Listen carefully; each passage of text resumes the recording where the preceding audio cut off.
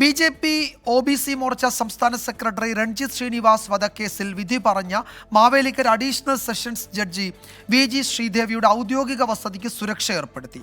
Kayamkulam DYSP Ajay നാഥിനാണ് ചുമതല. Sub ഇൻസ്പെക്ടറുടെ നേതൃത്വത്തിലുള്ള പോലീസുകാർ 24 മണിക്കൂറും സുരക്ഷാ ചുമതലയിൽ ഉണ്ടാകും. മനീഷ് മഹിബാൽ ആലപ്പുഴയിൽ നിന്ന് വിവരങ്ങൾ നൽകും. മനീഷ്, ജഡ്ജിന്റെ വസതിക്ക് സുരക്ഷ ഏർപ്പെടുത്താനിടയായ സാഹചര്യം എന്താണ്?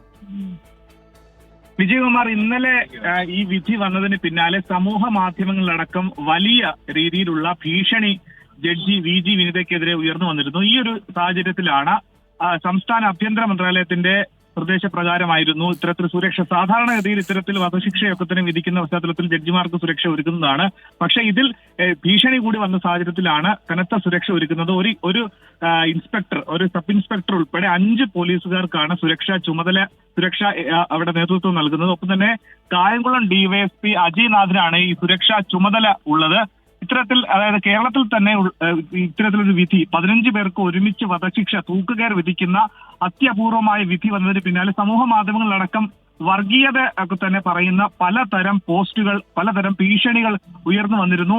ഇതിനെതിരെ നിയമ നടപടികളടക്കം സ്വീകരിക്കുന്ന സാഹചര്യത്തിലേക്ക് എത്തിയപ്പോഴാണ് പോലീസിന് ഇത് സംബന്ധിച്ച് നിർദ്ദേശം നൽകിയിരിക്കുന്നത്. കനത്ത സുരക്ഷ നൽകാനുള്ള നിർദ്ദേശം. എന്താണെങ്കിലും ഒരു സബ് ഇൻസ്പെക്ടർ ഉൾപ്പെടെ 4 പോലീസുകാർക്കാണ് 24 മണിക്കൂറും സുരക്ഷ നൽകാൻ ചുമതല നൽകിയിട്ടുള്ളത്. വിജയകുമാർ.